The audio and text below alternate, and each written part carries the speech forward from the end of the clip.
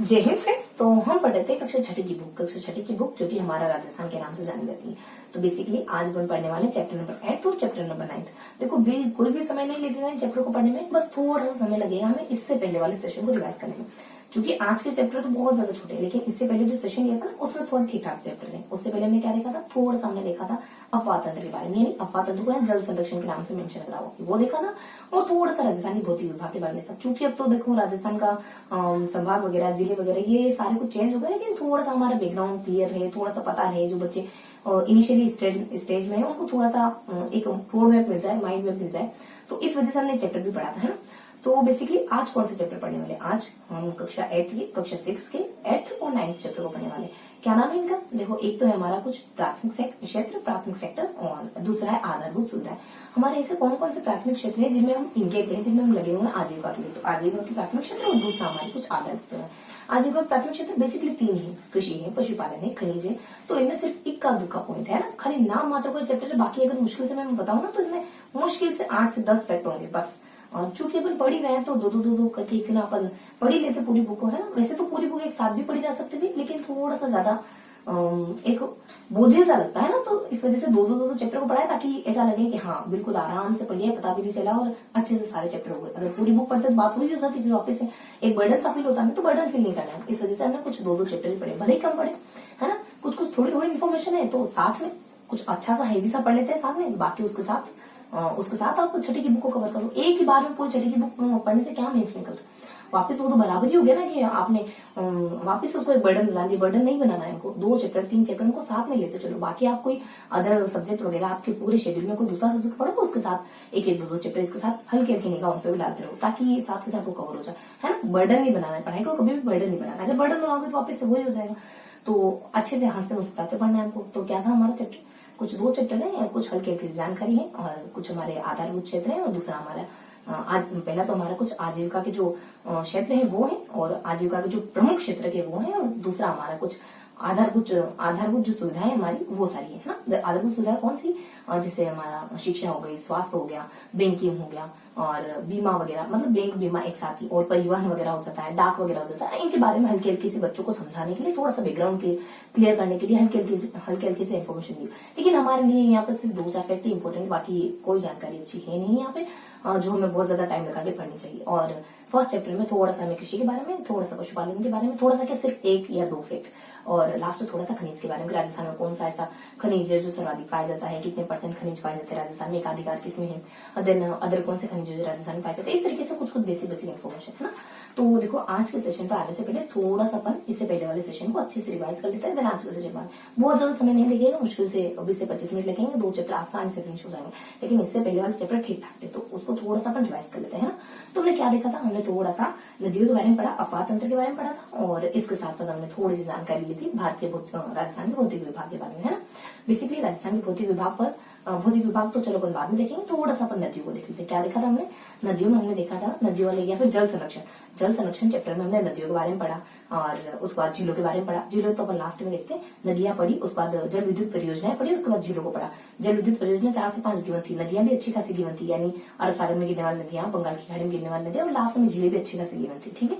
तो फटाफट से अपन रिवाइज कर लेते। क्या देखा था नदियों में हमने चंबल नदी है, बनास नदी है, लूनी नदी है, माही है, बाणगंगा है, घग्गर है, इन सब के बारे में पढ़ा। और उस बाद जल परियोजना में चंबल जल परियोजना होगी, माही जल परियोजना होगी, बिसलपुर जल परियोजना होगी, सरदार सरोवर, इन चारों के बारे में पढ़ा।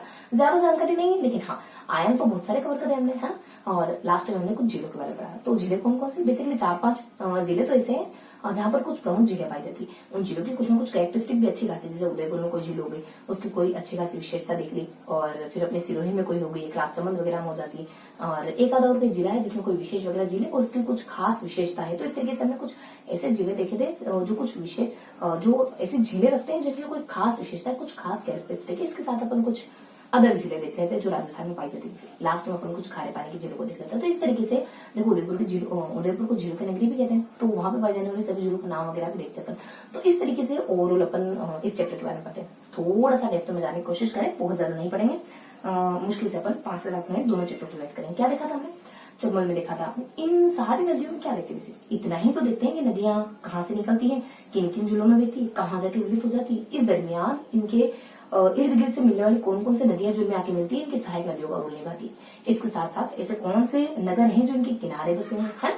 इसके अलावा जो कुछ बचे कुछ इन्फॉर्मेशन है वो देख लेते हैं। अगर चंबल को इस पूरे फॉर्मेट में रख के देखें तो ये विंध्याचल की पहाड़ी से निकल जाती है, बेसुरगढ़ से चित्तौड़ में एंटर कर जाती है, उस पर कोटा बूंदी और कुछ अपने कोटा बूंदी और फिर अपने सहारनपुर और करौली धुरपुर, इन 5 जिलों में होती होती यूपी अपने यूपी यमुना में प्रवाहित हो जाती है। यूपी की यमुना नदी में विलीन हो जाती है और देन लास्ट में जाते जाते गंगा में मिल जाती है। तो ये था इस चंबल नदी का पूरा सफर। इस दरमियान इसकी बहुत सारी सहायक नदियां बन जाती है। कुछ अपने बेड़च वगैरह, बेड़च है, कोठारी है और काली सिंध है, पार्वती है और कुछ एक आदि और बच जाती है, एक बेड़च है, कोठारी, काली सिंध, पार्वती और बनास वगैरह, है ना। तो ये इसकी कुछ सहायक नदी और कोटा इसके किनारे बसा हुआ नगर माना जाता है। पूरे वर्ष भर बहने वाले राजस्थान की सबसे बड़ी, पूर्णतः राजस्थान में नहीं बहती लेकिन पूरे वर्ष भर बहने वाले राजस्थान की सबसे बड़ी नदी, ये हो गया हमारा चंबल नदी के बारे में। देन सेकंड थोड़ा सा बनास नदी के बारे में क्या देखते हैं। देखो बनास नदी निकलती है अपने राजसमंद की खमनोर की पहाड़ी से, निकल गई। अब कौन कौन से जिलों में प्रवाहित होती है, कहाँ जाती है, किसकी सहायक नदी, ये देखना है ना, किसमें विलीन हो जाती है और इसकी सहायक नदी इस दरमियान कौन कौन बनती है, इस दरमियान कौन कौन से नगरों के किनारे, इस दरमियान कौन कौन से नगर ऐसे हैं जो इसके किनारे बसे हुए जो हमें देखने हैं, और इसके साथ कुछ हल्के हल्की इन्फॉर्मेशन जो एडिशनल करके आ सकते हैं।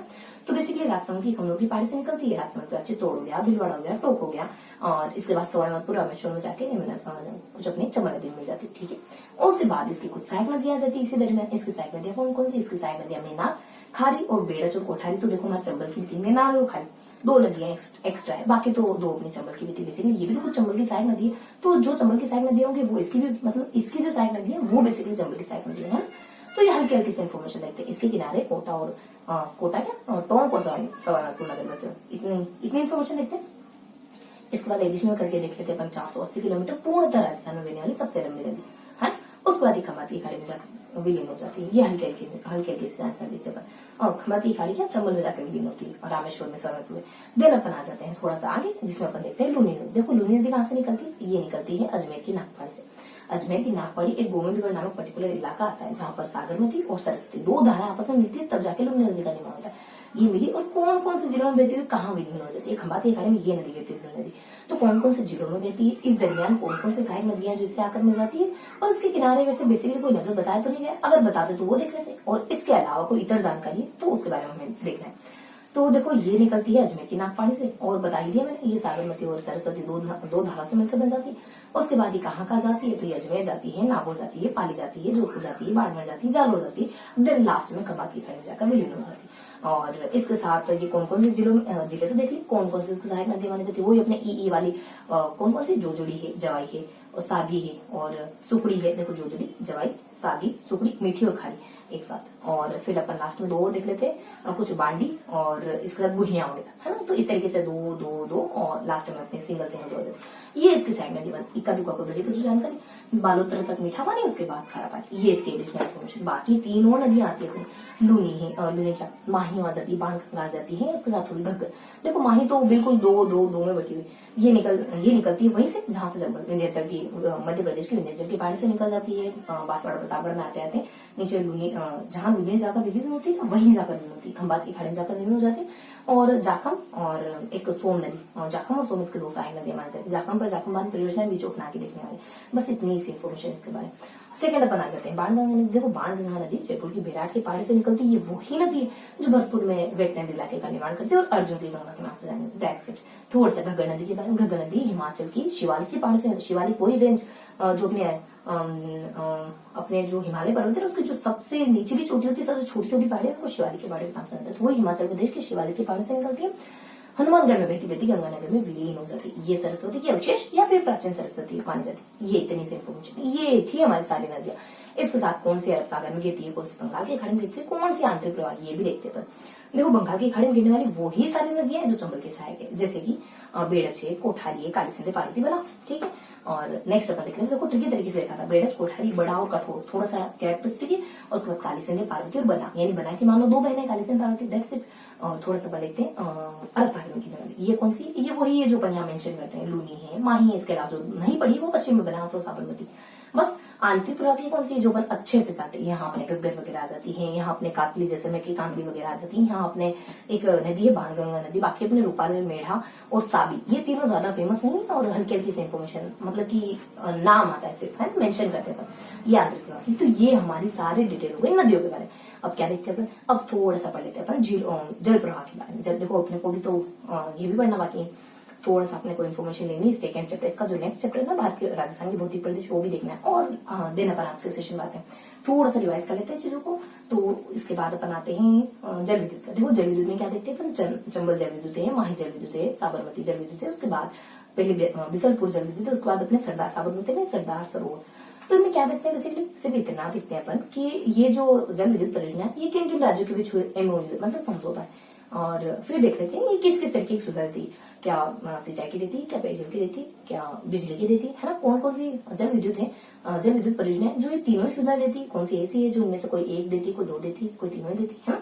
तो ये इन्फॉर्मेशन लेते हैं। देन ये देखते हैं कि इन परियोजनाओं से कौन कौन से जिले बेनिफिट उठा रहे हैं, बस इतनी जानकारी। अगर कोई जानकारी बच जाती जैसे किस जल परियोजना पर कौन कौन से बांध बने हुए हैं, तो ये अपन अगर इन्फॉर्मेशन करके देख लेते। बाकी अगर तीनों में कॉमन करने की कोशिश करें, ये तीनों बातें कॉमन देख लेते हैं। माही ये अपने राजसमंद, और राजसमंद क्या अपने राजस्थान, और बांसवाड़ा की मिली जुली मानी जाती है। माही से पहले अपन चंबल देख लेते हैं, ठीक है, माही को थोड़ा सा पोस्ट करते हैं, चंबल देख लेते हैं। राजस्थान और एमपी की मिली जुली मानी जाती है, और वही तीनों बातें। और सेकंड बता देते हैं, ये बेसिकली इन दोनों जिलों में बनी है, और कौन कौन सी सुविधा देती है, तो सिंचाई की दे देती है, और विद्युत की बिजली की दे देती है, पेयजल की नहीं देती, बस इतना आता है। इसके बाद सेकेंडली कौन कौन से जिलों को बेनिफिट देती है, ये राजस्थान के और एमपी दोनों के जिलों को बेनिफिट देती है। मंदसौर को देती है, कोटा को देती है, और चित्तौड़ को देती है, और यहीं पर यहाँ पे बांध भी बने, ये एडिशनल इन्फॉर्मेशन है ना। इन तीन इन्फॉर्मेशन के अलावा जो एडिशनल है वो एडिशनल अपने एमपी में यहाँ पे गांधी सागर बना हुआ, कोटा में कोटा बैराज, और जवाहर सागर में चित्तौड़ में प्रतापगढ़ के बना हुआ। तो ये कुछ 4 बांध बने हुए इसके ऊपर। सेकेंड आ जाते हैं माही पर, ये किसकी है, ये राजस्थान और गुजरात, इन दोनों की मिलीजुली मानी जाती है। और सेकंड कौन कौन सी सुविधा देती है, ये पेयजल की भी देती है, ये सिंचाई दिया और विद्युत दी, इसके अलावा पेयजल भी देती है। कौन से जिले इससे बेनिफिट उठा रहे, ऐसा खास मेंशन तो नहीं, लेकिन राजस्थान के और गुजरात के जो मिले जुले जिले, जैसे कि एक एक्यूरेट तो बताया नहीं गया, लेकिन राजस्थान के गुजरात के दोनों ही स्टेट के जिले इससे बेनिफिट उठा रहे, ठीक है। ये हल्की हल्की सी इन्फॉर्मेशन इसके बारे में। देन थोड़ा सा बता देते अपन बिसलपुर के बारे में। देखो बिसलपुर पर्टिकुलरली स्पेशली सिर्फ राजस्थान की जल विद्युत परियोजना है। तो इसमें क्या देखते हैं, ये कहाँ है, देखो राजस्थान की, तो इसकी लोकेशन देख ले कहाँ है ये, बेसिकली किन जिलों को, राजस्थान के किन जिलों को बेनिफिट दे रही है, कौन से बेनिफिट, वही सारी बातें, कौन से बेनिफिट दे रही है, क्या क्या बेनिफिट दे रही है। देखो ये पर्टिकुलरली बताया गया है कि टोंक की मतलब बिसलपुर गांव है, और रायसिंह नगर है, और कुछ अपने टोंक जिला है। तो इस तरीके से प्रॉपर एकदम एजुकेशन की प्रॉपर लोकेशन बताई गई इसकी। सेकंड बता देते हैं, ये कौन से जिले, तो अपने ये बाजे वाले बाड़मेर है, जैसे इन जिलों को बेनिफिट पहुंचा रही है। कौन कौन से बेनिफिट, जैसे कि सिंचाई वगैरह हो जाता है। इसके अलावा विद्युत तो नहीं, विद्युत तो अपनी दोनों ऊपर वाली देती है, बिजली अपने दोनों ऊपर वाली देती है, ये सिंचाई और पेयजल की सुविधा उपलब्ध मुहैया करा देती है। इसके अलावा इन 2 जिलों के अलावा ये और भी कुछ जिलों को देती है, जैसे कि देखो बिसलपुर नदी है, ये जयपुर की जीवन रेखा के नाम से जानी जाती है, तो जयपुर को तो देती है, और अजमेर को भी देती है, और टोंक को भी देती है। और बाड़मेर जैसलमेर को देख लिया हमने, बाड़मेर जैसे को लाभ पहुंचाती है तो देख ले। और बेसिकली इसके अलावा ये इन 3 शायद मैं थोड़ा गलत जा रही हूँ क्या, बाड़मेर और जैसलमेर को, हाँ थोड़ा सा इसको ना करेक्ट कर, बाड़मेर और जैसलमेर को लाभ पहुंचाने वाली जल विद्युत है सरदार सरोवर, और ये लाभ पहुंचाती है ताज को, जो अपन मैं बता रही हूँ ना, ये लाभ पहुंचाती है ताज को। टोंक हो गया, अजमेर हो गया, जयपुर हो गया, इन 3 जिलों को पहुंचाती है, दैट्स इट। देखो अजमेर टोंक को तो टोंक में बनी, अजमेर को पहुंचाती पड़ोसी इस वजह से, जयपुर की तो जीवन रेखा के नाम से जानी जाती है बिसलपुर नदी। इस पर बिसलपुर बांध बना जो कुछ अपने 1999 के अराउंड बनाया गया। और अगली इन्फॉर्मेशन देख लेते हैं अपन सरदार सरोवर के बारे में, ठीक है, पता चला ये कहाँ बनी हुई है और कौन कौन सी सुविधा देती है, किन किन जिलों को देती है, वही सारी बातें। अब आ जाते हैं अपन नेक्स्ट जो कि हमारे सरदार सरोवर में वही सारी बातें, किन किन राज्यों की मिलीजुली है, और कौन कौन से बेनिफिट देती है, और कौन कौन से जिलों को मिल रहा है बेनिफिट, कहाँ कहाँ की है। तो ये देखो ये लगभग अपने 3-4 स्टेट की, राजस्थान हो गया, गुजरात हो गया, एमपी हो गया, महाराष्ट्र हो गया, इन चारों जिलों की है ना। और बेसिकली बनी कहाँ हुई, ये बनी हुई अपने गुजरात के नर्मदा नदी पर, अगर स्पेसिफाई करके बताया तो। और ये जो माही थी ना, ये माही अपने बांसवाड़ा की माही नदी के ऊपर बनी हुई है ना। और अगली इन्फॉर्मेशन आ जाती है इसी में कि ये बाड़मेर जैसलमेर 2 हमारे जो पश्चिमी जिलों को लाभ पहुंचाती है, कौन से लाभ, ये सिंचाई और पेयजल के लाभ पहुंचाती है। तो ये थी हमारी सारी परियोजना। इसके अलावा इक्का दुक्का परियोजना का सिर्फ नाम मेंशन है। पाली में जवाई नदी पर जवाई भारत परियोजना आ जाती है, प्रतापगढ़ में जाखम नदी के ऊपर जाखम जल विद्युत आ जाती है, और कुछ अपने वाकल नदी पर मानसी वाकल परियोजना अपने उदयपुर में है, इसके अलावा कुछ एक आदि डूंगरपुर में कुछ अपने सोम अंबा कमला परियोजना है जो सोम नदी के ऊपर बनी है। तो ये थी कुछ जल विद्युत परियोजना। इसके बाद हमने कुछ झीलों को मेंशन करा था, झीलें और लेक। तो क्या देखा था इसमें, हमने कुछ ऐसे जिले देखे थे जहाँ की झीलों की कुछ ना कुछ कैरेक्टरिस्टिक है, उसके बाद कुछ बचे कुछ अदर झीले और उसके बाद कुछ खारे पानी झीले। तो देखो उदयपुर को तो झीलों के नगरी के नाम से जाना जाता है। इसमें पिछोला है, फतेह सागर है और इसके अलावा बहुत सारी झीलें जैसे गोवर्धन है, चना है, रंग है, स्वरूप है ना, और जयसमंद, ये सारी झीलें पाई जाती है। और देखो उदयपुर में जो एक झील है अपनी जयसमंद, ये ना पूरे विश्व की मीठे पानी की मानव निर्मित सबसे बड़ी झील मानी जाती है। गोमती नदी के ऊपर बनी हुई है, सवाई जयसिंह के द्वारा बनवाई गई थी। समय काल इसका ना 17th सेंचुरी के आने से लगभग 10 शतक पहले था, एक दशक पहले था, लगभग 1691 के अराउंड, और जाए 2-3 साल पहले से 1687 1691 है ना। तो ये था इसका समय। देन थोड़ा सा सिरोही की नक्की झील के बारे में देखें तो सबसे ऊपर यानी सबसे ऊंचाई पर बनी हुई प्राकृतिक झील मानी जाती है। देन एक राजसमंद की झील के बारे में देखें तो राजसमंद की झील भी प्रसिद्ध झील मानी जाती है, और इसका जो उत्तरी भाग है उसको नौचुकी के नाम से जानते हैं। थोड़ा सा अपन पुष्कर पे जाएं, थोड़ा सा अपन आना सागर पे जाएं, यानी कि कहने का मतलब है अजमेर में जाए। अजमेर में जाए तो अपन देखते हैं पुष्कर झील पवित्र झील और धार्मिक झील मानी जाती है, और प्राकृतिक झील भी है और आना सागर भी महत्वपूर्ण झील। ये थी ऐसी झीलें जो कुछ ना कुछ कैरेक्टरिस्टिक रखती है। इसके अलावा कुछ अदर झीलें बन जाती है, वो जोधपुर में उम्मेद है, कायलाना है, बालसमंद वगैरह हो जाती है, और बीकानेर में अपने कोलायत वगैरह हो जाती है, और जैसलमेर में अपने गढ़ीसर हो जाती है, और अलवर में अपने गढ़सीसर वगैरह हो जाती है। और इसके अलावा कुछ चलो ये सारी झीलें हो जाती है। बीकानेर में अपने बीकानेर बता दी मैंने, लोनकरण झील नहीं, ये तो खारे पानी की झील हो जाती है। बीकानेर में अपने एक तो पंचपदरा तो बाड़मेर में अपने लोनकरण तो खारे पानी की है, एक और आती है ना बीकानेर में कोलायत। तो इस तरीके से हमने कुछ अदर झीलें देखी जो कहीं ना कहीं और पाई जाती है। इसके बाद खारे पानी की देख लेते। देखो सांभर पाई जाती है, वो अपने कहाँ पाई जाती है, नाज में, नागौर, अजमेर, जयपुर, यहाँ। इसके अलावा फलोदी जोधपुर में पाई जाने वाली, और जैसलमेर पाई जाने वाली खारे पानी की झील, और इसके अलावा अपने बाड़मेर पाई जाने वाली पंचपदरा है, नागौर पाई जाने वाली डिडवाना है, और बीकानेर पाई जाने वाली लूणकरण है। ये सारी झीलें जो खारे पानी की, नागौर में पाई जाने वाली डिडवाना बता दिए। तो ये सारी झीलें जो अदर झीलें, तो ये हमने रिवाइज करा जल संरक्षण वाला चैप्टर, है ना, क्लियर है जल संरक्षण वाला चैप्टर।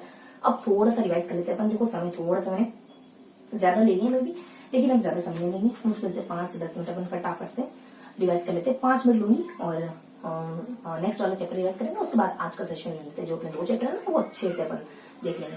तो देखो अब देख लेते हैं अपन राजस्थान के भौतिक विभाग के बारे। राजस्थान भौतिक विभाग के दृष्टि भौतिक विभाग भी पढ़ेंगे, थोड़ा सा जलवायु देखेंगे, थोड़ा सा अपन मौसम के बारे में जानकारी लेंगे। देखो राजस्थान में कितने भौतिक विभाग है, एक तो अपने मरुस्थलीय इलाका आ जाता है, अपने अरावली आ जाता है, और उसके बाद पूर्वी मैदान आ जाते हैं, दक्षिण मैदान। हल्की हल्की जानकारी यहाँ 61-40 का आंकड़ा, 61% टेरिटरी है, 40% जनसंख्या निवास करती है, 61% 12 जिले आते हैं। हालांकि अब तो अपनी ज्योग्राफी बदल चुकी है राजस्थान में, तो अब थोड़ा डिफरेंस होगा इसमें, लेकिन थोड़ा सा हम देख लेते हैं हल्का हल्के, इससे बेनिफिट तो मिलेगा ही मिलेगा हमको। तो ये हल्की हल्की जानकारी अपन देखते हैं। इसके साथ अपन थोड़ा सा लिख लेते हैं। ये भारतीय मरुस्थल के नाम से 3 जिले जिसमें बाड़मेर बीकानेर को जाना जाता है, और ये सबसे धनी मरुस्थल माना जाता है। और इसको कितने भागों में बांटा है, इसको बेसिकली 5 भागों में बांटा गया है। ये अपने मरुस्थलीय, अर्ध मरुस्थलीय, घक्कर का मैदान, उच्च भूमि और आंतरिक प्रवाह की भूमि, उसके बाद नागौर उच्च भूमि। इसके बाद इसमें धोरी वगैरह पाई जाती है, जो बालू के स्तूप होते हैं उनको धोरी के नाम से जाना जाता है, स्थानीय नाम। ये बेसिक से जानकारी थी मरुस्थल में। थोड़ा सा अरावली के बारे में देखें। अरावली 9% इलाका घेरती है राजस्थान का, 10% जनसंख्या रहती है, और कहाँ से कहाँ 652 किलोमीटर, दिल्ली की रायसीना पहाड़ी से गुजरात की खेड़ भवन है। और अरावली को जीवन रेखा के नाम से बहुत सारे कारणों की वजह से जीवन रेखा पानी लाती है, ये बहुत सारी वनस्पति है, खनिज है, इस वजह से। अब देख लेते हैं पूर्वी मैदान बेसिकली किस वजह से जाना जाता है, उपजाऊ भूमि। तो उपजाऊ भूमि की वजह से किसको जानते हैं, पूर्वी मैदान को जानते हैं। और पूर्वी मैदान में कुछ 23% तो टेरिटरी है, 40% जनसंख्या बहुत ज्यादा है। और बेसिकली ये नदियों के लिए फेमस है, तो चंबल है, बनास है, बाणगंगा है, ये सारी नदियां। नदियों के साथ साथ नदियों के थोड़े दुष्परिणाम भी, जो धौलपुर का जो इलाका वहां पे बहुत ज्यादा डांग है, बीहड़ है, उत्खाद है, भूमि मतलब उबड़ खाबड़ जो भूमि होती है वो पाई जाती है। क्या ऐसे ही मैदान हमारे राजस्थान में और कहीं भी है क्या? है, कहाँ है? पासवाड़ा प्रतापगढ़ में माही के मैदान है, उसी को छप्पन का मैदान, 56 गांव से दिया हुआ, इस वजह से। थोड़ा सा देख लिया हाड़ौती के बारे में। हाड़ौती जो कि 7% टेरिटरी घेरता है पूरे राजस्थान में। हाड़ौती किस वजह से फेमस है? काली मिट्टी, लावा की मिट्टी की वजह से हाड़ौती फेमस है। क्या ऐसे ही हाड़ौती पठार जैसे ही कोई अन्य पठार भी राजस्थान में एग्जिस्ट करते हैं? हाँ, करते हैं। सिरोही में उड़िया का पठार आ जाता है, चित्तौड़ में मीनार का पठार आ जाता है, चित्तौड़ और प्रतापगढ़ के बीच में चित्तौड़ और भिवाड़ी यानी BC, चित्तौड़ और भिवाड़ा के बीच में ऊपर माल का पठार आ जाता है। देन घूमट है, और देखो उन्होंने कहा था राव यानी राजसमंद है, और आबू है, और उदयपुर है, इनके बीच में भोरहाट का पठार आ जाता है। और उसके बाद यूपी मतलब कि कुछ अपने उदयपुर प्रतापगढ़ में लासवाड़ी कहा जाता है। इस तरीके से हमने देखा था कि एक राव कास्ट और एक एससी कास्ट के जो कम्युनिटी के जो लोग हैं ना, वो यूपी से आ रहे हैं बाय बस देख लिया, यूपी देख लिया, राव देख लिया, एससी से देख लिया हमने वो सिंगल सिरोही हो गया, और सी से अपने चित्तौड़ में नाम है ना।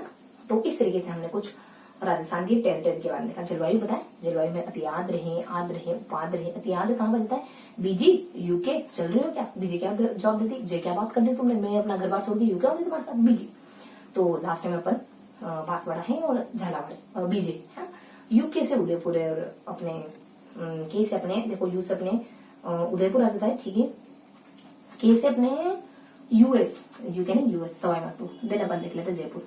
आर्द्र, अतियाद, उपाद्र, बीजी, यूएस, जे क्या बात करती है ना।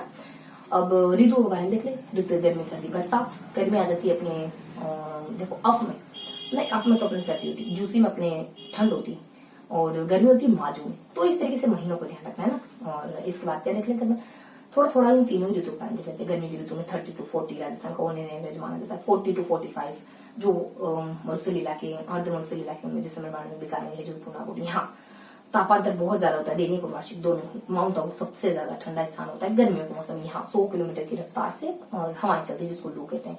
दिन अपन थोड़ा बारिश पे आ जाए तो देखो अरब सागर से राजस्थान में कहाँ बारिश होती है? बंगाल की खाड़ी से कहाँ ज्यादा बारिश होती है? बंगाल की खाड़ी से दक्षिण में। अरब सागर से बंगाल की खाड़ी से राजस्थान के पूर्वी इलाके में, दक्षिणी जो इलाका है, यहाँ अपने अरब सागर से बारिश हो जाती है। दोनों शाखाओं से बारिश होती है बेसिकली यहाँ पे। देन वही सबसे ज्यादा ठंडा, सबसे ज्यादा बारिश कहाँ होती है? तो अपने झालावाड़ जिले 100 सेंटीमीटर, पर्टिकुलर स्थान तो 150 माउंट आबू, और सम तहसील कटरा, सम तहसील जैसे ना 17 ही होती, बस इतनी सेंटीग्रेड बारिश होती है, सेंटीमीटर बारिश सेंटीग्रेड। और फिर अपन देख लेते थोड़ा सा कि 90 to 95% बारिश मार्च और माजू में होती है, यानी मई और जून। माजू क्या जून सितंबर के महीने में होती है। देन 50% देखो 50 क्या 25 सेंटीमीटर समवर्षा रेखा में अरावली डिवाइड कर देती है, और मतलब 50 सेंटीमीटर समवर्षा रेखा में डिवाइड कर देती है अरावली पूरे राजस्थान को। ये जानकारी। इसके अलावा अपन थोड़ा सा देखते हैं दिशा, इधर से जो इधर कम होती जाती है, इधर ज्यादा बारिश होती है, इधर कम होती जाती है। ये हल्की हल्की सी इन्फॉर्मेशन। इसके साथ अपन देख लेते हैं बरसात के बाद सर्दियों में 0 डिग्री तापमान हो जाता है। माउंट आबू सबसे ठंडा होता है। पश्चिमी विक्षोभ आते हैं जो उत्तर और पश्चिम में बरसात का कारण बनते हैं। पश्चिमी विक्षोभ कहते हैं इनको। पश्चिमी विक्षोभ जो बेसिकली भूमध्य सागर से उठने वाले चक्रवात होती है, हेरा की वजह के लिए बहुत अच्छे माने जाते हैं। इनको गोल्डन रोड के नाम से जाना जाता है। मावठ ग्रीष्म ऋतु में होने वाली बरसात। तो ये सारी जानकारी थी हमारी, है। और इस तरीके से हमने भौतिक प्रदेशों के बारे में और कुछ अपने जल संरक्षण के बारे में, यानी अपवाद तंत्र कहें अगर ओवरऑल देखें तो, और इधर अपन राजस्थान की भौतिक प्रदेश। इस तरीके से हमने दोनों चैप्टर को जो भी इन्फॉर्मेशन हमने पढ़ी थी वो सारी रिवाइज कर ली। अब बेसिकली क्या देखने वाले, देखो 10 से 15 मिनट बचे हैं, तो क्या फटाफट से देख पाएंगे क्या? चलो देख लेते हैं आज के चैप्टर। देखो आज के चैप्टर बहुत आसान से चैप्टर है। क्या देखने वाले मैंने आपको बता ही दिया। आजीविका के जो प्राथमिक क्षेत्र है देखो यहाँ देखने वाले अपन। आज अपन 2 लेसन को देखने वाले। आज के टॉपिक में अपन 2 लेसन को पढ़ने वाले, फर्स्ट और सेकेंड। फर्स्ट अपन देखने वाले आजीविका, और यहाँ पर आधारभूत क्षेत्र। क्या जानकारी देखेंगे यहाँ बेसिकली पर? बिल्कुल हल्की हल्की सी। देखो आजीविका के क्षेत्र में क्या देखना, आधारभूत में क्या देखना। आजीविका क्षेत्र में 3 कृषि, पशुपालन और यहाँ पर खनिज। हल्की हल्की सी जानकारी, कोई ज्यादा जानकारी नहीं। मुश्किल से 10 से 15 मिनट का सेशन है। जितना रिवाइज किया है ना उतना भी नहीं। तो आधारभूत सेवा में अपन देख लेते हैं कुछ 4-5 मुद्दे देख लेते हैं। देखें अपन शिक्षा है, उसके बाद अपना स्वास्थ्य है, नाम के हैं खाली, इनमें है कुछ नहीं। उसके बाद यहाँ देखिए अपन डाक सेवा है और बैंक वगैरह। बैंक में तो कुछ भी नहीं है, बस आरबीआई का नाम भी नहीं। बाकी थोड़ा सा फिफ्थ परिवहन वगैरह, परिवहन थोड़ा सा एक मुद्दा बच जाता है, परिवहन ठीक है। तो अपन कृषि, पशुपालन और खनिज के बारे में देखते हैं। इसके बाद अपन आगे कंटिन्यू करेंगे। तो ये हमारा आजीविका क्षेत्र हो गया। कुछ तो अपन आजीविका के क्षेत्र पढ़ लेते हैं। सबसे पहले पढ़ते हैं कृषि। देखो कृषि में क्या बताया जाता है, और साथ ही पढ़ लेंगे कृषि है, पशुपालन है और खनिज। देख लेते हैं चलो, कृषि, पशुपालन और खनिज। देखो कृषि में इतना बताते हैं कि राजस्थान, उत्तर, दक्षिण, पूर्व, पश्चिम में बेसिकली कौन कौन से फसलों की खेती होती है ये बताते हैं। देन सिंचाई के साधन कौन कौन से मौजूद है राजस्थान में, कितने % में उनसे सिंचाई होती है, इतना ही बने। देन राजस्थान फर्स्ट किस में, राजस्थान सेकंड किस में, ये हल्की हल्की। पशुओं में 2019 की जनगणना के डाटा दिए हूँ बस, कि 2019 की जनगणना पशुओं की संख्या कितनी है, किसकी संख्या इंक्रीज हुई, किसकी डिक्रीज हुई, दैट्स इट। खनिज में सबसे ज्यादा कौन सा पाया जाता है? एकाधिकार किसमें है? कितने परसेंट है सबसे पहले, और सबसे राजस्थान में कितने परसेंट खनिज है? सबसे ज्यादा कौन सा है? एकाधिकार किसमें है? इसके अलावा अन्य कौन से खनिज है जो राजस्थान में पाए जाते हैं? That's it. कृषि में क्या देखते हैं, देखो बताएं तो उत्तर में सबसे ज्यादा गेहूं। ये सारी जानकारी मेरे को देखो थोड़ा सा शॉर्ट में लिख लीजिए। उत्तर में है गेहूं, गेहूं। बाकी पश्चिम में बाजरा सबसे ज्यादा बोला जाता है, बाजरा। देन दक्षिण में मक्का, मक्का। पूर्व का गिवन है, बस इतना बता दें। थोड़ा सा बताएं तो राजस्थान में देखो 17.5% होती है इंदिरा गांधी नहर से, बाकी कुछ 33% के अराउंड होती है नहरों से, बाकी कुछ 66% के अराउंड हो जाती है कुएं और नलकूपों से। बाकी जो अपना पूरा सिंचित कृषि क्षेत्र है ना, उसमें से 35% इलाका है जो सिंचित है, बाकी सारा सूखा रह जाता है। ये हल्की सी इन्फॉर्मेशन। अपन बाजरा है, ज्वार है, बाजरा, सरसों, बाजरा, सरसों और ज्वार, इनमें फर्स्ट है, इनमें सर्वोत्तम, इनके उत्पादन में सर्वोत्तम। सेकंड किसमें? जौ और चना में, जो, इसके अलावा जौ और चना, इनमें सेकंड। ये थी हमारी कृषि के बारे में इन्फॉर्मेशन, है ना। 2019 की जो 20वीं पशु जनगणना हुई, 20वीं जो पशु जनगणना हुई 20वीं, उसके थोड़े से फैक्टर बताएं, उसके थोड़े आंकड़े बताएं तो 11.27, लगभग 11.5 के अराउंड अपने यहाँ पशु पाए जाते हैं। किसकी संख्या बढ़ी है, किसकी संख्या घटी? ऊंट, गधे, भेड़ बकरी, भेड़ बकरी, इनकी संख्या बढ़ गई, घट गई। और बड़ी है किसकी? गाय भैंस, इनकी थोड़ी थोड़ी मात्रा में संख्या बढ़ी है, गाय भैंस और एक और अपने मुर्गी वगैरह, मतलब पोल्ट्री फार्मिंग।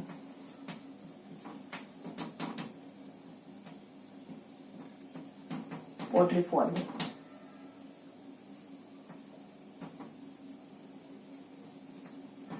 है, ये इनकी संख्या थोड़ी सी बढ़ गई। खनिज के बारे में वही तीनों जानकारियां, कौन कौन सी, थोड़ा सा इसको मैं जो चना लिखा था, है ना।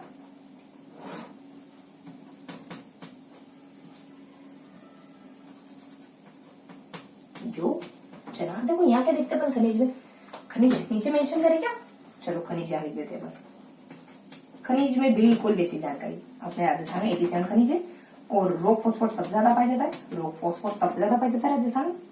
इसके साथ हल्की हल्की सी इन्फॉर्मेशन कि राजस्थान किस किस में एकाधिकार रखता है, किसमें रखता है? जो व्हाइट कलर के, चूना ले लो, संगमरमर ले लो, और एक और अपना चांदी, सब व्हाइट है ना। इसके अलावा शीशा जस्ता, शीशा जस्ता भी तो शीशा कच्चा, इसका ये है शीशा जस्ता, शीशा जस्ता इसका उत्पाद है उपकेंद्र, मतलब जहां चांदी मिलेगा शीशा जस्ता तो मिला ही मिला है। इसके बाद कौन कौन से जो मौजूद है, उपलब्ध है राजस्थान में? इमारत में तांबा, इमारत में देखो ट्रिक है थोड़ी सी, इमारत में तांबा, इमारत में तांबा टंगा हुआ है, तमे भड़की मत दीजिए, इमारत में तांबा टंगा है, टंगा है, तमे भड़की, भड़की मतलब गिरा मत देना। तो इमारती पत्थर आ जाएंगे, तांबा आ जाएगा, टंगस्टन आ जाएगा, तमे से भी तांबा हो रहा है पर अब वगैरह आ जाएगा। इमारत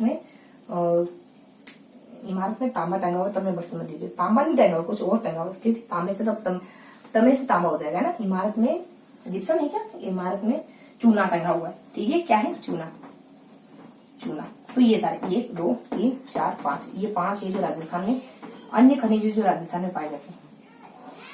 इमारत में मतलब कि घर में, किसी के घर में चूने की थैली टंगी तो उसको गिरा मत देना। तो ये था हमारा सामान्य चैप्टर नंबर फर्स्ट। देखो पता ही नहीं चला, फिनिश, शुरुआत सीधी उनकी खत्म हुई। तो ये था हमारा फर्स्ट चैप्टर। अब सेकंड चैप्टर देख ले। इसी तरीके से जानकारी हमारे चैप्टर सेकंड चैप्टर में बहुत ही थोड़ी थोड़ी सी जानकारी है। क्या देखना है सेकंड चैप्टर? आधारभूत, आधारभूत सेवा, जो हमारी बेसिक सेवा है वो कौन सी? कृषि हो गया, सबसे शिक्षा हो गया, कृषि क्या शिक्षा है, स्वास्थ्य है, डाक सेवा है, बैंक वगैरह है, परिवहन, कृषि, ये भी साथ में देखेंगे ना। पर शिक्षा, स्वास्थ्य,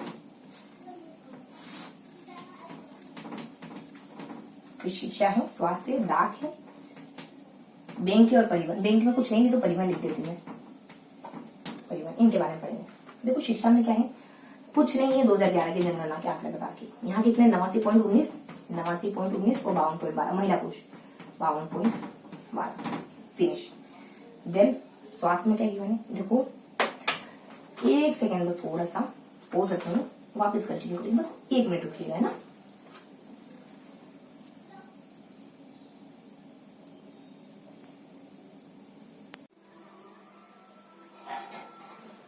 हाँ तो फ्रेंड्स कहाँ थे अपन, हम पढ़ रहे थे कुछ आधारभूत सेवाएं। क्या पढ़ रहे थे अपन, आधारभूत सेवाएं। तो फटाफट से कंटिन्यू करते हैं आधारभूत सेवाओं से। चैप्टर नंबर 9 जो कि आधारभूत सेवाओं के नाम से जाना जाता है, आधारभूत सेवा। देखो आधारभूत सेवा में क्या क्या पढ़ना है हमको। आधारभूत सेवा में हमको कुछ 4 टॉपिक पढ़ने, 4 टॉपिक क्या कहें, कुछ 4 से 5 फैक्ट आएंगे, बस इतना ही। देखो क्या लिखना है, थोड़ा सा शिक्षा के बारे में देख लेंगे, देन अगर थोड़ा सा मैं अरेंज कर लूँ ताकि आपको दिक्कत ना हो। देखो शिक्षा के बारे में देखने वाले थोड़ा सा, देन सेकेंड अपन स्वास्थ्य के बारे में, एक सेकेंड है ना,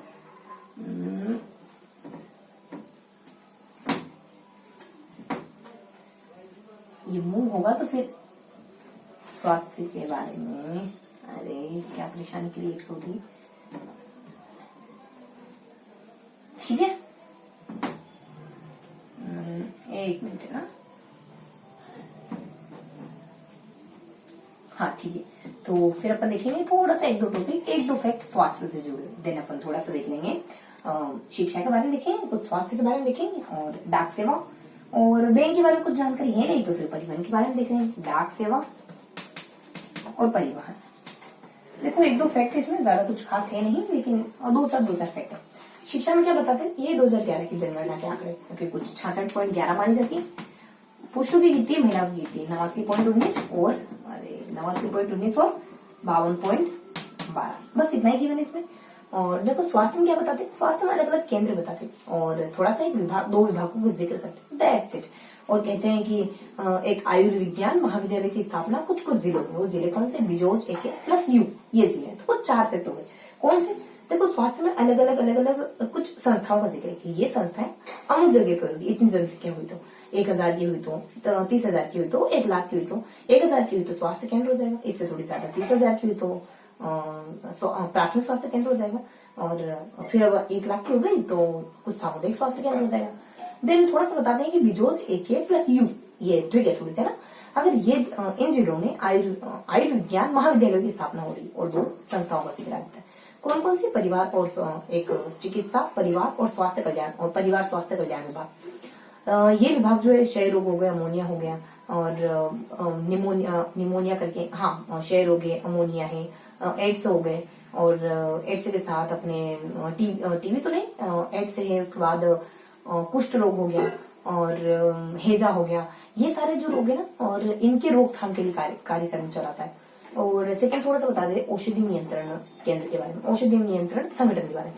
ये संगठन ये देखता है कि कौन सी दवाइयों को बैन करना है, कितना कितना इनके ऊपर क्रय विक्रय कर लगाना, ये बेसिक इन्फॉर्मेशन, हल्की हल्की सी जानकारी बच्चों को थोड़ा सा रूबरू कराने के लिए, इन चीजों से थोड़ा सा अवगत कराने के लिए क्या बताते हैं कि अगर 1000 हुई, 1000 के अराउंड हो गई होगी संख्या, तो कुछ स्वास्थ्य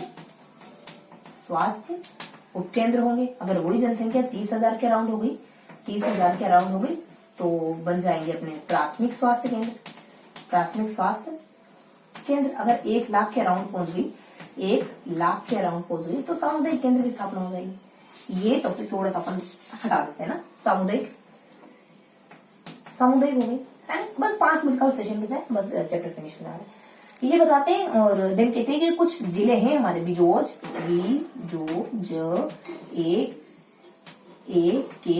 यू प्लस यू, ये जिले हैं जहां पर स्थापना होगी आयुर्विज्ञान महाविद्यालय की, आयुर्विज्ञान महाविद्यालय की स्थापना होगी। बाकी 2 संस्थाओं का जिक्र होता है, एक होती है चिकित्सा स्वास्थ्य परिवार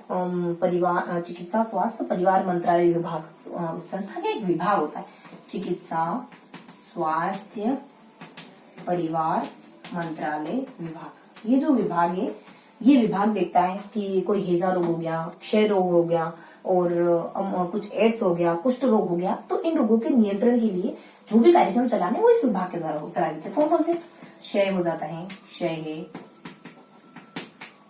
एड्स है, अमोनिया, कुष्ठ, 1-2 को रोग है हल्के हल्के से कोई, जैसे कि अमोनिया वगैरह हो जाता है, और एड्स है, क्षय है और कुष्ठ रोग है, 1-2 रोगों का जिक्र होता है। इन रोगों के खिलाफ कार्यक्रम चलाने का काम इस विभाग के द्वारा होता है।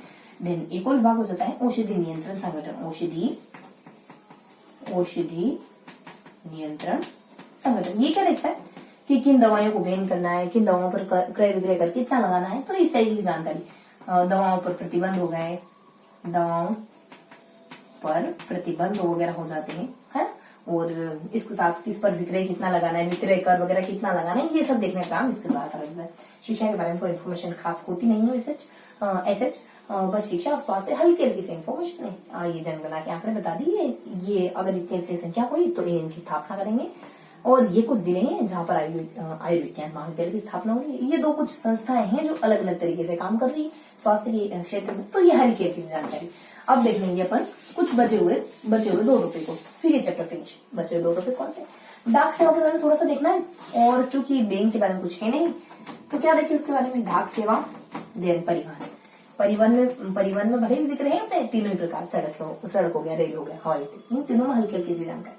डाक सेवा में कहते हैं कि एक विभाग है, सूचना संचार एवं प्रौद्योगिकी विभाग, जो डाक सेवा का सारा काम देखता है। अब थोड़ा सा अपन डाक ऑफिस पे आ जाते हैं, पर्टिकुलरली एकदम डाक ऑफिस के बारे में जानकारी लेते हैं, हल्की बच्चों को अवेयर कर रहे हैं कि अगर डाक भेजना हो तो 3 तरीके से डाक भेजी जा सकती है, या तो पोस्ट कर दो, या अंतर्देशीय कर दो, या लिफाफा, इस तरीके से भेजी जा सकती है। अगर आपको सामने डाक भेजनी होती है ना, 2 तरीके होते हैं, एक तो पोस्ट करना, स्पीड पोस्ट करना, और एक रजिस्ट्रेशन पत्र करके, एक रजिस्टर्ड करके होता है। तो ये 2 तरीके होते हैं कोई भी डाक वगैरह भेजने की। बाकी इसमें बताते हैं कि जो डाक विभाग होता है, डाक ऑफिस होता है, न सिर्फ डाक की सुविधा देता है बल्कि मनी ऑर्डर की होगी, बचत बैंक की होगी, ये 2-3 सुविधाएं और देता है। ऐसा एक एग्जांपल देखें तो सुकन्या समृद्धि योजना, इसमें ऐसे ही होता है, बच्चों की पढ़ाई के लिए, बच्चों की शादियों के लिए पैसे इकट्ठे करे जाते हैं, और जब जरूरत होती है तब निकाल लिए जाते हैं। तो हल्की हल्की सी बेसिक इन्फॉर्मेशन। ये कौन देखता है? तो सूचना और संचार विभाग, सूचना व संचार विभाग, बस इस विभाग के द्वारा इसको देखा वगैरह जाता है, और इस विभाग डाक सेवा का कार्य ये विभाग करता है। देन हल्की सी इन्फॉर्मेशन, कोई भी डाक भेजनी हो तो पोस्ट के द्वारा, और अंतर्देशीय और लिफाफा, इन 3 तरीकों से भेज सकते हैं। लिफाफा और क्या क्या काम करते हैं? बचत बैंक हो गया, बचत बैंक, मनी ऑर्डर और डाक का काम तो करती है। तो सुकन्या समृद्धि योजना इसी का उदाहरण है, सुकन्या समृद्धि योजना। ये बेसिक से इन्फॉर्मेशन। देखो परिवहन में थोड़ा सा सड़क परिवहन के बारे में, और फिर रेल परिवहन के बारे में, देन हवाई परिवहन के बारे में, देन फिनिश। क्या बताते हैं? देखो एक दो जानकारी। सड़क परिवहन में परिवहन निगम लिमिटेड की स्थापना कब होती है? परिवहन निगम लिमिटेड की स्थापना कुछ 1 अक्टूबर 1964 के दरमियान हो जाती है। सबसे ज्यादा सड़कें कहाँ है, सबसे कम कहाँ है? सबसे ज्यादा जोधपुर, सबसे कम हमारे धौलपुर में सड़कें, और ये अपने जोधपुर में इधर सबसे ज्यादा है और इधर सबसे कम है। सबसे बड़ी सड़क देखें तो कुछ NH-15 करके है, सबसे छोटी देखें तो 71B करके, इस तरीके से हल्की हल्की जानकारी है। और थोड़ा सा बता देते हैं, बस इतना बताते हैं सड़कों के बारे में। रेल के बारे में क्या बताते हैं? देखो रेल में 2 मंडल है, एक तो उत्तर पश्चिम आ जाता है, उत्तर पश्चिम में, उत्तर पश्चिम मंडल है, तो एक पश्चिम मध्य मंडल है, 2 मंडल है। बाकी 2 जोन है, बेसिकली 5 मंडल है। बिजोज एक ही करके ये जिले, इन जिलों में 5 मंडल बने हुए हैं, और इन जिलों में बेसिकली मंडल है, तो टोटल 5 मंडल हो जाते हैं। और फिर बताते हैं कि एक आदर्श रेलवे कक्ष कहाँ पे है? तो उदयपुर के कुछ शैक्षणिक क्षेत्र उपकेंद्र है, वहां पर उदयपुर में, वहां पर पर्टिकुलरली इस इलाके में रेलवे का सबसे बड़ा आदर्श कक्ष मौजूद है, आदर्श कक्ष मौजूद है। रेलवे आदर्श कक्ष मौजूद है। तो इस तरीके से हल्की से इन्फॉर्मेशन देना। हवाई के बारे में बता देते हैं कि जो कुछ जिले हैं यहाँ विशेष तौर पर हवाई यात्रा पाई जाती, मतलब कि हवाई सुविधा मौजूद है। देन सागर में सबसे व्यस्ततम या सबसे व्यस्ततम प्लस अंतर्राष्ट्रीय हवाई अड्डा है। सेकंड बता देते हैं कुछ सैनिक हवाई अड्डे, वायुसेना को डेडिकेटेड, वायुसेना को समर्पित हवाई अड्डे, जो कि कौन कौन से हैं? तो बीजे बासुफल करके एक ट्रिक है, उसमें सारे हवाई अड्डे हैं। तो ये कुछ बेसिक जानकारी। देखो यहाँ पे सड़क परिवहन की स्थापना 1 अक्टूबर 1964 को हो जाती है। सबसे ज्यादा जोधपुर में है, सबसे लंबी सड़कें सबसे ज्यादा जोधपुर में, सबसे कम धौलपुर में। और सबसे बड़ी कौन सी? तो सबसे लंबी 15 है, और सबसे छोटी 71B है।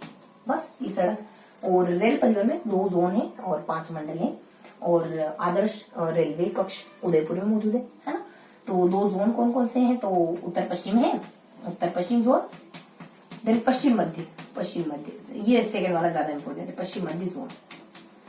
और एक और इन्फॉर्मेशन देखिए इसमें, कौन कौन से 5 मंडल, 5 मंडल, 5 मंडल का है बिजोज एक,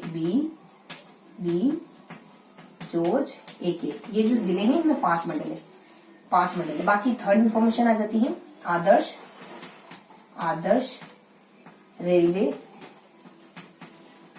रेलवे कक्ष कहाँ मौजूद है, तो उदयपुर के कुछ क्षेत्रीय एक पर्टिकुलरली नाम है, क्षेत्रीय केंद्र करके, क्षेत्रीय केंद्र में मौजूद है ऐसा है।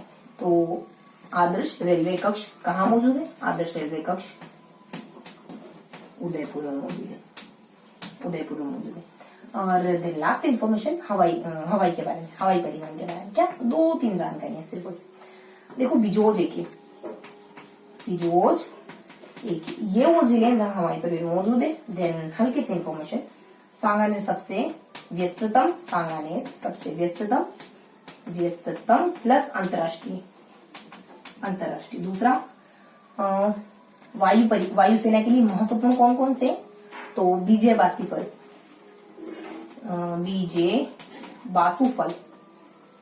बासुफुलरा, ये एक ट्रिक है जिससे पता चलेगा। बीकानेर है, जैसलमेर है, बाड़मेर है, सूरतगढ़ है, फुलेरा है, और ल से तो कुछ है नहीं, हाँ फुलेरा है, और रतनाड़ा है। तो ये वो इलाके हैं जहाँ पर वायुसेना को समर्पित हवाई अड्डे मौजूद। तो ये था हमारा छोटा सा चैप्टर, बच्चों का चैप्टर है, बच्चों की बुक है, कक्षा 6 की बुक है, तो चीजें बहुत ज्यादा आसान थी, बहुत ही आसानी से याद हो गई होगी। तो ये था हमारा कुछ आधारभूत सेवाओं का चैप्टर नंबर 9। इससे पहले हमने चैप्टर नंबर 8 बताया। अब थोड़ा सा 5 मिनट अपन रिवाइज कर लेते हैं, हमने कौन कौन सी चीजों के बारे में पढ़ा, ताकि जाते जाते आपको चीजें व्यवस्थित तरीके से याद हो। ठीक है, तो 2-5 मिनट आपको इत्मीनान से शांति से सुनना है कि आज के सेशन में बेसिकली हमने देखा क्या देखा। हमने 2 चैप्टर पढ़े, कितने 2 चैप्टर पढ़े, वो सेल्फ बन रहा है। तो हमने कितने चैप्टर पढ़े, 2 चैप्टर पढ़े। फर्स्ट चैप्टर हमने देखा कुछ जो बेसिक यानी जो प्राथमिक, देखो दूसरा तो हमने आधारभूत सेवाओं वाला देखा, और पहला अपन देखते हैं क्षेत्र आजीविका के जो प्राथमिक क्षेत्र है, वो आजीविका के प्राथमिक क्षेत्र हुआ। देखो कौन कौन से क्षेत्र, 3 ही क्षेत्र देखिए, खेती देख लिया और कुछ पशुपालन देख लिया, इसके साथ खनिज वगैरह देख लिया। ये बेसिकली तो है, यानी कि आधारभूत जीविका के जो आधारभूत क्षेत्र है वो देखिए। जीविका के लिए आधारभूत क्षेत्र लोग क्या काम कर सकते हैं, जनरली खेती करेंगे, पशुपालन करेंगे, खनिजों के ऊपर खदानों में काम करेंगे, मिल्स वगैरह में काम करेंगे, माइस से कहते हैं ना खदान को। हाँ, तो सेकंड देखते हैं अपन कुछ आधारभूत सेवा क्या हो सकती है, स्वास्थ्य चिकित्सा, सबसे पहले तो एजुकेशन है ना, शिक्षा हो सकती है, देन स्वास्थ्य है, देन डाक सेवा वगैरह हो जाती है, बैंक वगैरह हो जाता है, देन परिवहन वगैरह हो जाता है।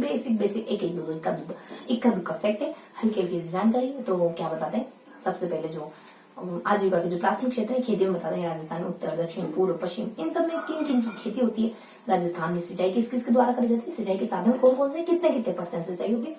राजस्थान फर्स्ट किसमें है, राजस्थान सेकंड किसमें, ये बेसिक। उत्तर में देखो तो गेहूं हो जाती है, पश्चिम में देखो तो पूर्व में देखो तो बाजरा हो जाता है, दक्षिण में देखो तो मक्का वगैरह हो जाता है। बाकी खेती देखें, सिंचाई देखें तो कितने %, 17.5% तो इंदिरा गांधी नहर से ही हो जाती है, 33% नहरों से हो जाती है, और कुछ अपने 66 कुएं इधर को 66 नलकूपों से हो जाती है अपने पूर्वी राजस्थान में। बाकी अगर अपन देखें तो कुल सिंचित एरिया अपने सिर्फ 35 के राउंड है, बाकी सारा असिंचित रह जाता है। जो भी अपने सिंचाई फसलों का जो एरिया है, फसली एरिया है, उसमें से 35% को ही सिंचाई मुहैया हो पाती है। और फिर देखते तो फर्स्ट किसमें, सेकंड किसमें है, बाजरा आ जाता है, कुछ इसके अलावा सरसों आ जाता है, ज्वार आ जाता है। राजस्थान इसमें फर्स्ट है, सेकंड इसमें जोर चना में, फर्स्ट वन यूपी। ये बेसिक इन्फॉर्मेशन थी खेती बाड़ी, दैट्स इट, खत्म हो गई। बस इतना सा बताना था खेती बाड़ी। थोड़ा सा देख रहे थे पशुपालन। देखो 2019 की जो 20वीं जनगणना है उसके फैक्ट बताएंगे। कितनी है पशु जनगणना, जन क्यों कहूंगी, बेसिक है ना, पशु गणना है ना। तो कितनी है, कुछ 11.27 के अराउंड। और अगर देखिए तो कुछ संख्या बढ़ी है, कुछ पशुओं की संख्या बढ़ी, कुछ की डिक्रीज हुई। किसकी बढ़ी, ऊंट गधे की बढ़ गई है, गाय डिक्रीज हुई, ऊंट गधे की, देन अपने गाय, ऊंट गधा और भेड़ बकरी, और गाय भैंस हो गए, और पोल्ट्री फार्मिंग यानी मुर्गियों की, इनकी संख्या बढ़ी। हल्की जानकारी एक बार निगाह डालने में क्या जाता है। देन खनिजों में देख लें 67% खनिज है, और रॉक फॉस्फेट सबसे ज्यादा है, और एकाधिकार सब सफेद चांदी है, संगमरमर है, सीसा जैसा भी है लेकिन अभी सफेद, चांदी, संगमरमर और चूना नहीं, सीसा जस्ता, एक तो देखो चांदी आ जाएगा, संगमरमर आ जाएगा, उसके बाद हाँ चूना वगैरह, और इसके साथ सीसा जस्ता, इन सब में राजस्थान का एकाधिकार है। चूना नहीं है यार, चांदी है, संगमरमर है और सीसा जस्ता है और जिप्सम जिप्सम जिप्सम ही राजस्थान में किन किन खनिजों का एकाधिकार एक और मिस हो रहा है। चांदी है और चांदी के साथ संगमरमर है और देन सीसा जस्ता है, एक और कोई है देखो जो है ना सीमेंट बना कुछ में भी जिप्सम कर गई, जिप्सम ही क्या है जिप्सम, क्योंकि जिप्सम है ना सीमेंट का कच्चा माल होता है। जिप्सम प्लस चूना सीमेंट के कच्चे माल होते हैं, इसके साथ अभ्रक भी होता है सीमेंट का कच्चा माल, तो शायद इस वजह से मैंने इसको सफेद कहा होगा। सफेद क्यों याद करी हूँ मैं, देखो हाँ तो चलो, एक तो जिप्सम है, एक चांदी हो जाता है, एक संगमरमर हो जाता है, एक जिप्सम वगैरह हो जाता है और देन सीसा जस्ता वगैरह हो जाता है। सीसा जस्ता और चांदी एक साथ ही निकलते हैं। और फिर बता देते हैं राजस्थान में किन किन का ये तो एकाधिकार है। राजस्थान में कौन कौन से खनिज और पाए जाते हैं, कौन कौन से खनिज पाए जाते थे। देखो ट्रिक देखी थी कि इमारत में चूना टंगा हुआ है तो मैं भड़की मत दीजिए, तो इस ट्रिक से सारे जिले को सारे वो नाम कवर हो जाते हैं जो राजस्थान में पाए जाते हैं, उन खनिजों के नाम कवर। देन अपन आ जाते हैं सेकंड लेसन। सेकंड लेसन में क्या देखते हैं, ये फर्स्ट लेसन फिनिश हो गया।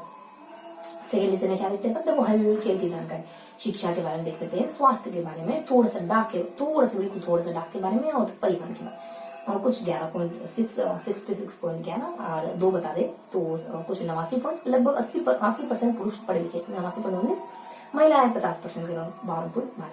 स्वास्थ्य में देखते हैं अपन क्या कुछ हल्की हल्की से जानकारी कि स्वास्थ्य में कुछ जो स्वास्थ्य उपकेंद्र है वो कहाँ स्थापित होते हैं।